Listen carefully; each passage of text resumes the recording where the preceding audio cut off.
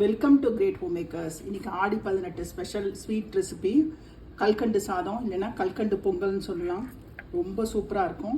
இது எப்படி பண்ணுறதுன்னு நம்ம இப்போ பார்க்கலாம். ஒரு வானலியில் 1 கப் அரிசி, 1/4 கப் பாசிப்பருப்பு, சூடு பொறுக்கிற சூடு வர அளவுக்கு வறுத்து 2 தடவை நல்லா வாஷ் பண்ணி குக்கரில் ஆட் பண்ணியிருக்கேன். 2 கப் பால், 2 கப் தண்ணி ஆட் பண்ணிக்கலாம். இதுலேயே கொஞ்சமாக குங்குமப்பூ ஆட் பண்ணிடுறேன். குக்கரை மூடி நல்லா ஒரு 5-6 சவுண்ட் வரட்டும். ஸ்டீம் ஃபுல்லாக ரிலீஸ் ஆகியாச்சு. திறந்து பார்க்கலாம். இப்போ இதை நல்லா மசிச்சுக்கலாம். ரொம்ப கெட்டியாக இருந்ததுன்னா இன்னும் கொஞ்சம் பால் இதில் ஆட் பண்ணிக்கலாம். பால் விட்டு நல்லா மசிச்சாச்சு. கல்கண்டு எடுத்திருக்கேன். 1 கப்புக்கு 2 கப் கல்கண்டு எடுத்திருக்கேன். 1 கப் அரிசிக்கு.